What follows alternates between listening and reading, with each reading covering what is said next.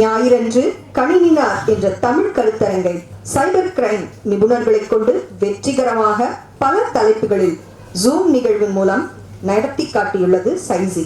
அதற்கான பாராட்டுதலையும் நமது கைத்தட்டல் மூலம் தெரிவிக்க அழைக்கின்றேன். ஒவ்வொரு ஸ்பீக்கருக்கும் 20 நிமிடங்கள் வழங்கப்படுகிறது. 18வது நிமிடத்தில் ஒரு மணி எடுத்து அதை நினைவுபடுத்துகின்றோம் என்பதனை தெரிவித்துக் கொள்கின்றேன்.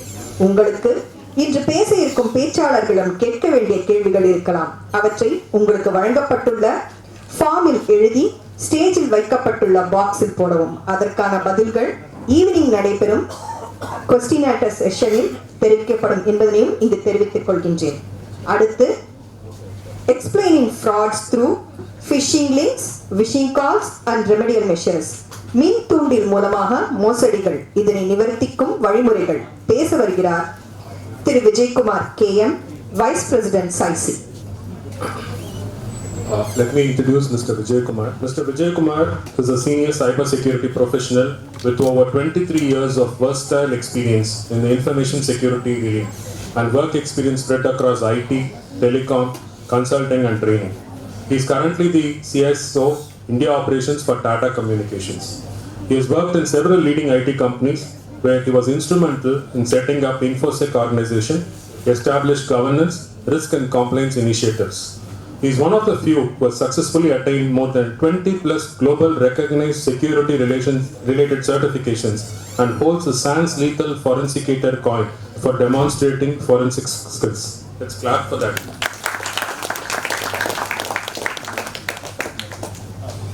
He is an eminent speaker in various cybersecurity forums in India and international meets. He has delivered speeches in ISC 2 Chennai chapter, Data Security Council of India, Cyber Society of India, ISACA Chennai and Team Simru. He has also written several articles on cybersecurity topics.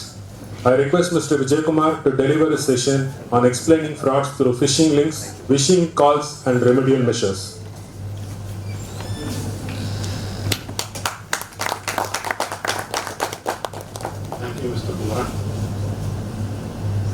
Good morning everyone. Sound audible.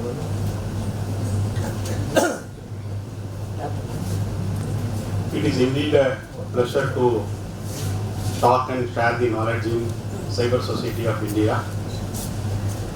Today's topic is increasing social engineering attacks and cyber frauds, phishing, smishing and vishing. So இப்போ பார்த்தீங்கன்னா இன்னைக்கு இருக்கக்கூடிய topics எல்லா டாபிக்ஸும் be it e-commerce ஓட online frauds or any banking related frauds, KYC frauds, எல்லா இதுவுமே நீங்கள் பார்த்தீங்க அப்படின்னாக்க the base is social engineering.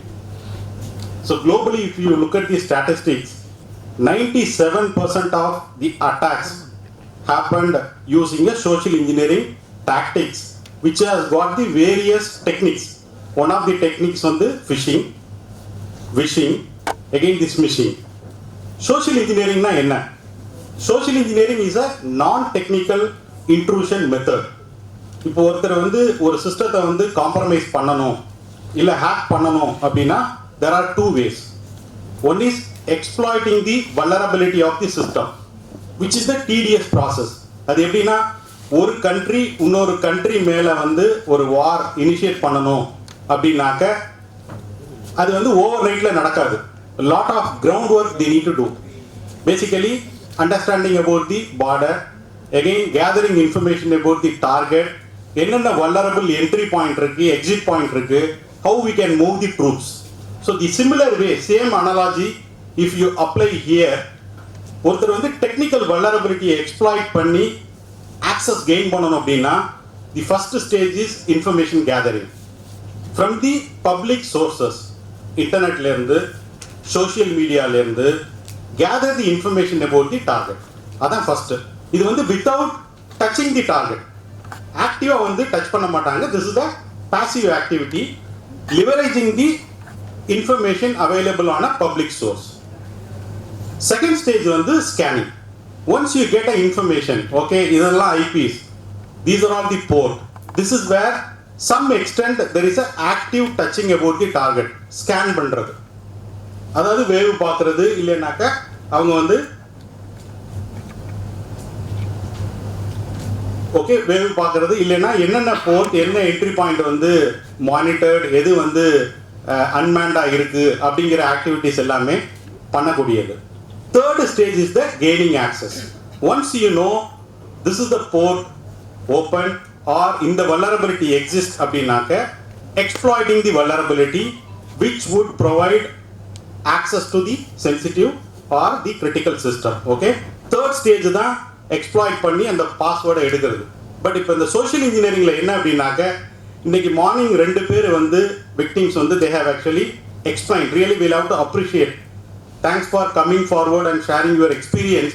This is the real eye opener for all of them. Okay, all the participants. இதில் என்ன அப்படின்னா, அவங்க வந்து மைண்டை ஒரு மாதிரி கண்ட்ரோல் பண்ணிட்டாங்க. I am not able to come out from the scenario அப்படின்னாங்க. அது என்ன அப்படின்னா, that's called social engineering techniques. இது வந்து நான் technical intrusion to gain sensitive informations. It could be your password, it could be your access related detail, பாஸ்வேர்டாக இருக்கலாம், பின்னாக இருக்கலாம், பேங்க் அக்கௌண்ட் டீடைலாக இருக்கலாம். என்ன பண்ணுறாங்க பேசிக்கலாக அப்படின்னாக்க, சைக்காலஜிக்கல் ட்ரிக்ஸ் தான். உங்களை வந்து ஹியூமன் வீக்னஸை எக்ஸ்ப்ளாய்ட் பண்ணி they use a psychological tricks. இப்போ மார்னிங் பேசினவர் சொன்னார், ஹிந்தியில் பேசினாரு, எமோஷனலாக பேசினாரு, I am not able to come out. That's called social engineering. இதில் வந்து பார்த்தீங்கன்னா வேரியஸ் டெக்னிக்ஸ் இருக்கு. Psychological subversion, tailgating, dumpster diving. இப்போ இதில் வந்து பார்த்தீங்கன்னா ஒன் ஆஃப் தி டெக்னிக் வந்து ஃபிஷிங். இது வந்து this phishing technique is exist for past 25 years. This is not a new and most effective technique. இன்னைக்கு வந்து current cyber security threat landscape பார்த்தீங்கன்னா globally all the organizations, big corporate, the industries, they are facing 3 things. One is APT, Advanced Persistent Threat. This is a nation state sponsored threat targeting a specific country or the critical infrastructure. Okay, so second thing is ransomware attack. The earlier we used to talk about virus, worm, trojans. Those things are all gone. Today the ransomware is very very effective. Day in day out, if you see the critical infrastructure or some of the organizations, again ransomware attack had happened and the entire system got locked. இது என்ன ஆகும் அப்படின்னா, the moment system infect ஆயிருச்சு அப்படின்னாக்க it will encrypt the entire system. You will not be able to access any of the system present in the data present in the system. Completely encrypt ஆயிரும். If you need to decrypt, you need a decryption key. அப்போ என்ன பண்ணுவாங்க, they will give a scanner code, இல்லை they will give a contact number, you need to reach out, pay the ransom to get the decryption key. Why I am saying this ransomware அப்படின்னாக்க, third scenario, during the pandemic, for the past 24 the month, if you see, the number of phishing attack happened globally is enormous actually. Numbers are mind-boggling numbers. So every day, particularly when we are undergoing a pandemic situation, number of phishing sites created, again related to the COVID related themes, COVID related frauds. COVID sites இருக்கலாம், இல்ல வந்து ஒரு சேரிட்டியா இருக்கலாம், இல்ல this is the place bed is available. See emotionally how the threat actors are exploiting the situation. When the entire world is undergoing a pandemic situation, they use this particular circumstances to exploit the emotion quotient actually. This is what happened. So in the phishing sites வந்து இது third. So இது எல்லாத்துக்கும் attack நீங்க பாத்தீங்க அப்படின்னா, what is the attack vector? The initial, the mode to gain the access is phishing. 97%. Only 3% of the attack, compromise or cyber fraud happens only by infecting the system or gaining the access. Remaining 97%, if you do the proper investigation, deep dive the root cause, then you will see there is a social engineering element is involved. So இங்கே வந்து 3 things we are going to see. Phishing is an attempt, because in the picture வந்து I don't have to give any explanation, right? If you carefully look at the picture will tell you. The first இது வந்து phishingங்கிறது தூண்டு. அதில் வந்து மண்புழு கிடையாது. If somebody bite it, the fish வந்து கடிச்சது அப்படின்னாக்க தூண்டு மாட்டிக்குவாங்க. அதே தான் இங்கே வந்து என்ன, there is an attempt to basically capture the sensitive information from the users. It could be your PIN, it could be your password or the personal detail. இது வந்து இமெயில் வழியா வரக்கூடியது, அது phishing. செகண்ட் இது வந்து smishing, and the S meant for SMS. இது என்னன்னா, இங்க mode what they are using, phishingல email is the mode delivery in which they try to reach the target, gain the sensitive information. Second இதுல வந்து smishing, இது வந்து text based. எஸ்எம்எஸ்ல ஒரு லிங்கை கொடுத்து உங்கள்கிட்ட வந்து கேஒய்சி அப்டேட்னாலோ இல்லை வேற ஏதாவது ஒரு அப்ரோச் ஃபாலோ பண்ணாலும் அது வந்து ஸ்மிஷிங் அட்டாக். தேர்டு வந்து விஷிங்கிறது வாய்ஸ், டெலிஃபோன் வழியா, like impersonating as if they are calling from bank, or it could be from income tax officers or any of the government officers, and they say like we are in the process of updating our database. KYC, various scenario, I can talk about multiple things. அப்ப என்ன பண்ணுவாங்க, how do you validate? அங்கே வந்து lot of people are falling prey because there is no mechanism to validate, right? other endல வந்து யார் பேசுறாங்க அப்படிங்கிறது, even the voice can be imitated. So we'll see. So phishing சொல்லும்போது look at, there are various, this is a top 5 phishing actually technique. Common phishing அப்படிங்கிறது fraudulent email with a general message. Okay, maybe வந்து ஒரு impersonate பண்ணி ஒரு பேங்கோட சைட்டா இருக்கலாம், ஒரு URL ஓட வரும். அதுல வந்து பாத்தீங்க அப்படின்னாக்க if you click that link page, it looks like எல்லாமே look alike to the bank இல்ல government website, whatever it is, whatever they are targeting. அங்க என்ன அப்படின்னாக்க you need to closely watch that URL. அங்கே தான் வந்து impersonation happen. அந்த URL ல it is a misspelled domain. If you remember, if you are holding an account in a HDFC or ICICI or State Bank, you need to know what is the official site name and the URL. Don't rely on the Google. Google போய் type பண்ணிட்டு whatever comes on the first click பண்றோம் அப்படின்னாக்க the content provider works on, this is again the premium, different. If I am creating, I am a premium actually member, I can create a fraudulent site and I can make it at the top of the list. Okay, don't rely on that. You need to remember exact the banking ஓட site என்ன அப்படிங்கிறது. Before enter the password, ஒரு நிமிஷம் வந்து you need to pay attention to the URL. URL வந்து HTTPS இருக்கா, secure.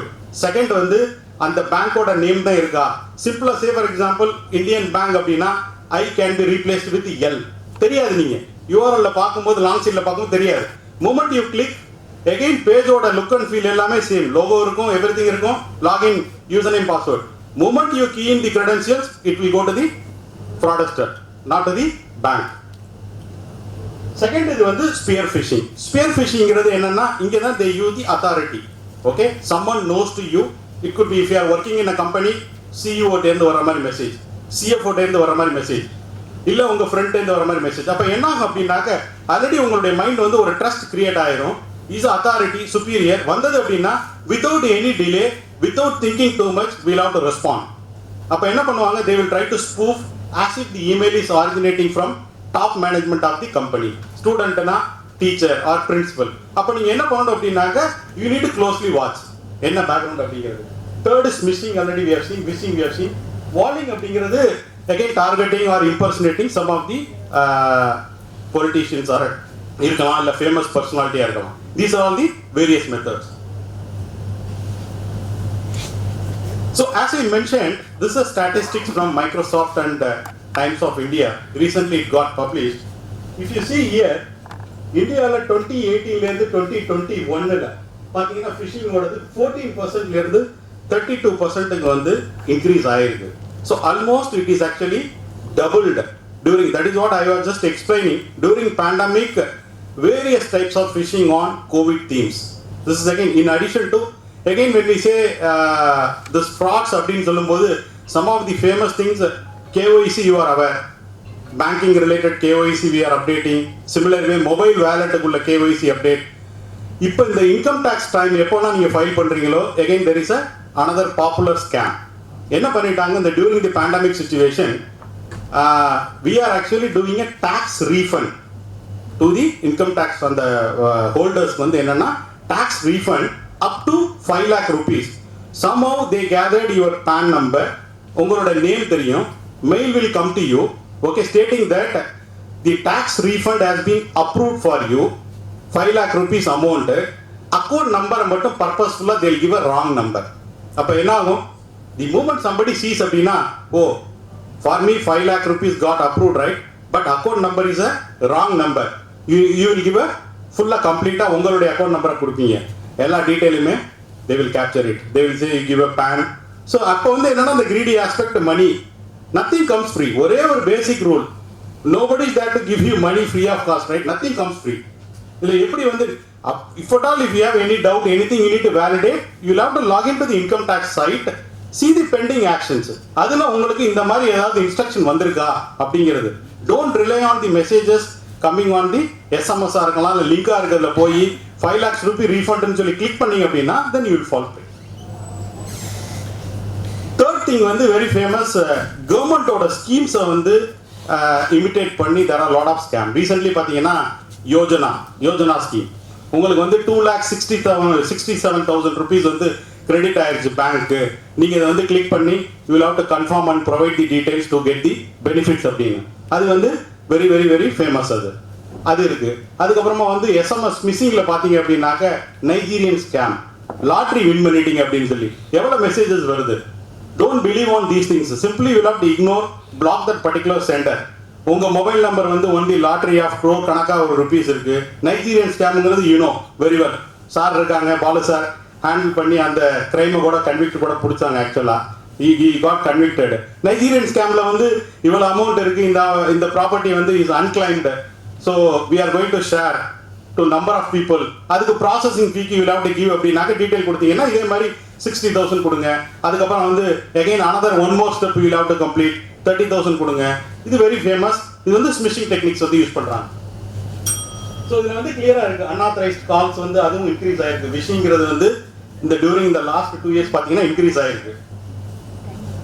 Most targeted industry அப்படின்னு சொல்லி பாத்தீங்கன்னா ஃபினான்ஷியல் இன்ஸ்டிடியூஷன், அஃப்கோர்ஸ் இ-காமர்ஸ் வரும், சோஷியல் மீடியா, இதெல்லாம் வந்து இம்பர்சனேட் பண்றாங்க.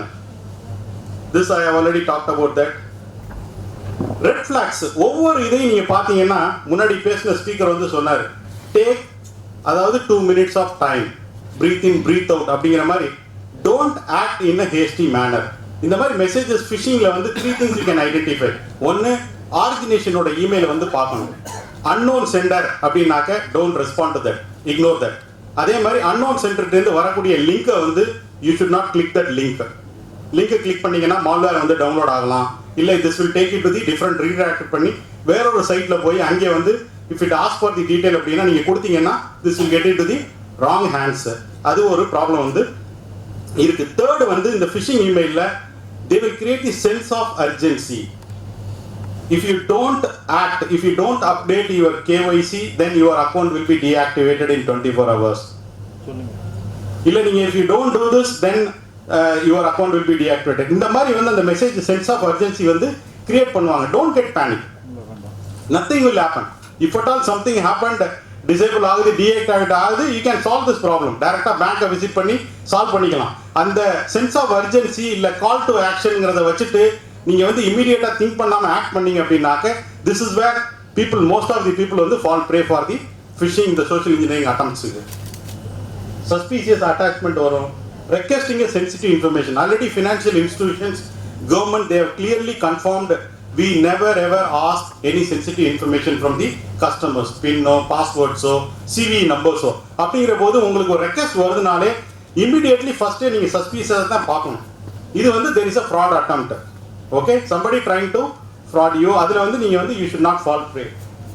Then unfamiliar sender. இந்த மாதிரி மெயில் வரக்கூடியதுல வந்து ஃபிஷிங் இமெயில்ஸ்ல வந்து ஸ்பெல்லிங் மிஸ்டேக்ஸ் வந்து இருக்கும். அவங்க வந்து என்ன பண்ணுவாங்கன்னா அந்த இண்டிவிஜுவல் யூசருக்கு அனுப்ப மாட்டாங்க, டியர் கஸ்டமர். இப்போ பேங்க் அப்படின்னா they know you, right? They have all the details. இல்ல கவர்மெண்ட்ல இருந்து வருதுன்னாக்க they know your details, right?